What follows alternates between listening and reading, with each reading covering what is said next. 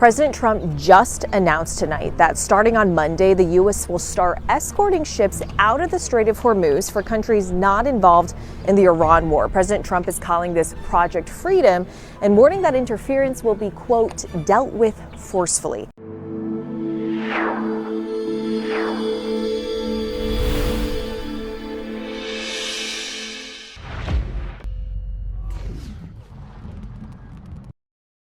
ባሳለፍነው ሳምንት መጨረሻ ከወደ ኢትዮጵያ ሕዝብ ተወካዮች ምክር ቤት ይፋ የሆነው የኦዲት ሪፖርት ብዙዎችን ያስደነገጠ መረጃ ይዞ ወጥቷል። መረጃው ከፍተኛ ባለስልጣናትና ታዋቂ አርቲስቶች ከ98 ቢሊዮን ብር በላይ መዝረፋቸውን የሚያሳይ ነው። ይህን ያክል የገንዘብ መጠን በየትኞቹ ባለስልጣናትና እውቅ ሰዎች ተዘረፈ? ከሪፖርቱ ጀርባ ያሉ አነጋጋሪ ነጥቦችን በቅኝታችን እንመለከታለን። ከዚህ ባለፈ ኦፕሬሽን ሆርሙዝ ሰርጥ በይፋ ተጀምሯል። የአሜሪካ ጦር በሆርሙዝ ሰርጥ የታገቱ መርከቦችን ከእገታ ነጻ ለማውጣት መንቀሳቀሱን ይፋ አድርጓል። በዚህ መሃል የኢራን አብዮታዊ ዘብ ደግሞ በአሜሪካ ጦር ላይ ጥቃት መክፈቱ የተሰማ ነው። ዝርዝሩ የቅኝታችን ትኩረት ይሆናል። እንደተለመደው እየሰማችሁ አብራችሁን ቆዩ። የቻናላችን የዘወትር አክብሮታዊ ግብዣ ነው። ወደ ቀዳሚ ጉዳያችን እናምራ።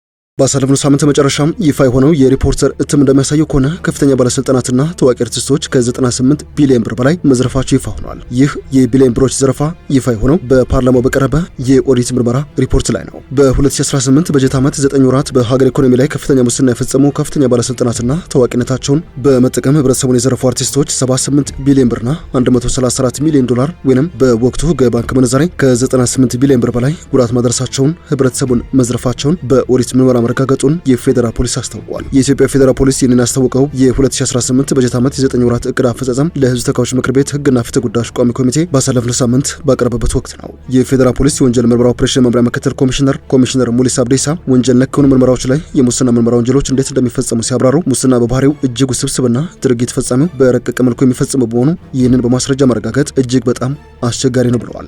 የሙስና ወንጀል ፈጻሚው ከራስ አርቆ በውጭ ሀገራት ድረስ ንብረት የሚያሸሽና የሚያከማች በመሆኑ እነዚህን ማውጣት ከባድ በመሆኑ ልዩ ስርዓቶችን በመዘርጋት ከሌሎች ተቋማቶች ጋር ትብብር ማድረግና የኦዲት ውጤቶችን የሚጠይቅ ስራ ነው ሲሉ አክለዋል። የኦዲት ስራ ከሌለ በሙስና የደረሰውን ጉዳት መለካት እንደማይቻል ምንም እንኳን ከዋና ኦዲተር መስሪያ ቤት ጋር ጥሩ ግንኙነት ቢኖርም በሚፈለገው ደረጃ መርምሮ ውጤት ላይ ለመድረስ ከባድ ስለመሆኑ ነው የተናገሩት። በበጀት ዓመቱ 9 ወራት በህዝብ እይታ ውስጥ ያልነበሩ በተለይ ከማዳበሪያ ግዢ ጋር በተገናኘ የግብርና ኮርፖሬሽንና የባህር ትራንዚት ባለስልጣናት በማዳበሪያ ግዢ ሙስና እንደዚሁም በኢትዮጵያ ኤሌክትሪክ ኃይል ውስጥ የተፈጸመ ምዝበራ ላይ ከፍተኛ ምርመራ በማካሄድም ትልልቅ የመንግስት አመራሮችና እውቅናቸውን በመጠቀም ዘረፋ የፈጸሙ አርቲስቶች ላይ ተጠያቂነት ማረጋገጥ ችለናል ሲሉ ነው የተናገሩት። ከዚህ ባለፈ ሪፖርቱን ያቀረቡት ኮሚሽነር ጀነራል ደመላሽ ገብረ ሚካኤል በበኩላቸው የፌደራል ፖሊስ በኮንትሮባንድ ዝውውር መከላከል ስራው በ2018 በበጀት ዓመት የመጀመሪያዎቹ 9 ወራት ውስጥ 20.5 ቢሊዮን የሚገመቱ ሸቀጦችን በቁጥጥር ስር መዋሉን ተናግረዋል። ፌደራል ፖሊስ በአዲስ አበባና በመላ ሀገሪቱ የሚገኙ 623 ከፍተኛ መሰረተ ልማቶችንና የፌደራል ተቋማት ላይ ጥበቃ እያደረገ እንደሚገኝ ምን ያስረዱት። የመንገድ ላይ ዝርፊያ በዚህ ዓመት በከፍተኛ ሁኔታ ቀንሷል ያሉት ኮሚሽነሩ ያም ሆኖ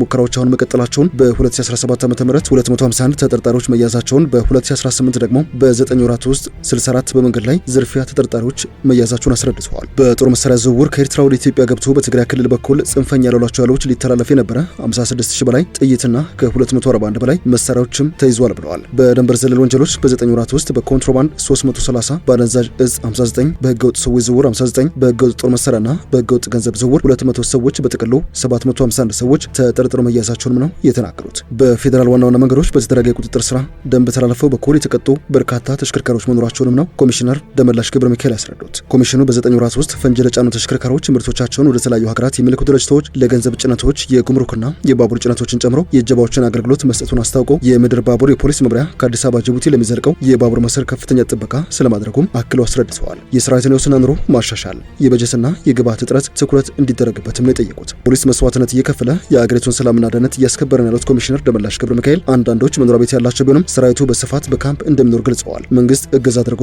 የፌደራል ፖሊስ ራሱ መኖሪያ ቤት ካምፕ ሊኖረው ያስፈልጋል በማለትም ምክር ቤቱን ጠይቀዋል። የሀገሪቱ መዲና አዲስ አበባ በተመለከተ ያስረዱ በአዲስ አበባ ሞባይል የሚነጥቁ የመኪና ስፖኪዮ የሚሰርቁ አይነት ወንጀል ጉዳይ ካልሆነ ህብረተሰቡን ስጋት ውስጥ የሚከት የተደራጀ የወንጀል ተግባር የሚፈጸምባት ከተማ አይደለም በማለትም አስረድተዋል። በጸጥታ ደህንነት መለኪያ ከበርካታ ያደጉ ሀገራት ከተሞች በጣም የተሻለ ተመራጭ ከተማ መሆኑን የሚያሳይ ብዙዎች የመሰከሩለት በየትኛው ሰዓት ሰዎች ቀን ሌሊትም በነጻነት የሚንቀሳቀሱበት ከተማ ነው በማለትም ነው የገለጹት። ኮሚሽነር ደመላሽ በሰጡት በዚህ ማብራሪያ የኮንትሮባንድ እንቅስቃሴ ውስጥ የመንግስት ኃላፊዎች ኔትወርክ የሌለበት መሆኑን በተጨባጭ በኦፕሬሽን አረጋግጠናል ሲሉም ሌላ አነጋጋሪ መረጃ ይፋ አድርገዋል። ከምክር ቤት አባላት መካከል አዳሌ ኦዳ የተባሉት አባል ፖሊስ አሁን ደረስኩበት በሚለው ደረጃ እዚህ ከተማ ውስጥ የሚፈጸሙ ወንጀሎች ከፖሊስ ያመልጣሉ ብዬ አላስብም ብለው የግል መኪና ተሰብሮ ንብረት ተሰርቆብኝ በስፍራ ያሉ ካሜራዎችን ፈልጌ ለፖሊስ መረጃ በሰጥም ክትትል ተደርጎ ተጠርጣሪ መያዝ አልተቻለም በማለት ጠይቀው ነበረ። በማከልም በዚህ ሰዓት የምንናገረውን ያክል በቴክኖሎጂ አድገናል፣ እንደዚህ እየሰራ ነው ብለን ስንናገር ህዝቡ ምን ይላል በማለትም ነበረ የጠየቁት።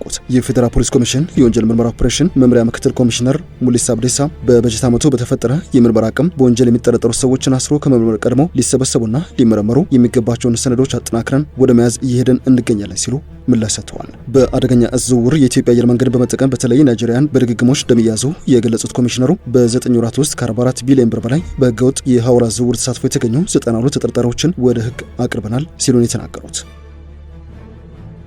የዕለቱ የመረጃ ቅኝታችን እንደቀጠለ ይገኛል። ወደ ሌሎች ጉዳዮቻችን እናምራችሁ።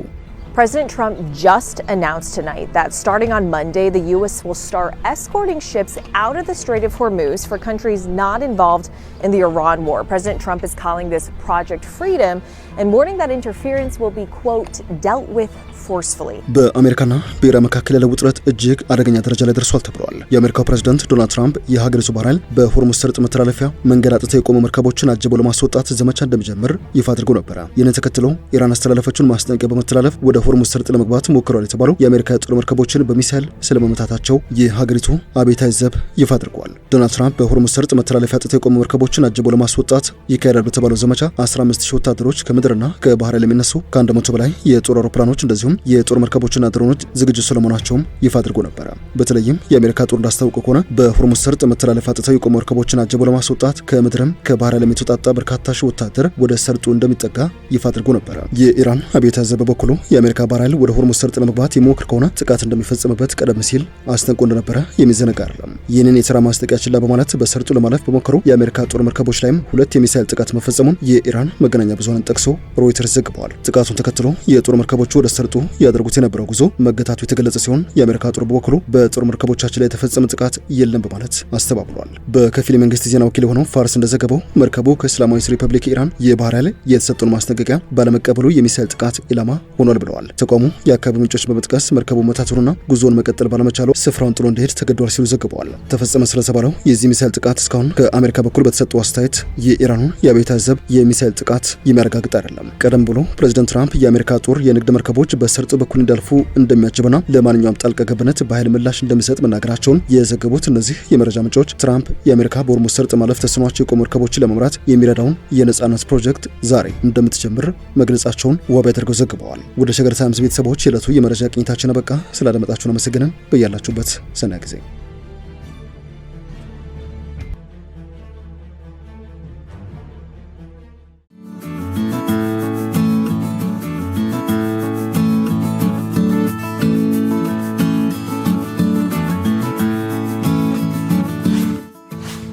ሸገር ታይምስ ሚዲያን ሰብስክራይብ በማድረግና ደወሉን በመጫን ይከተሉን።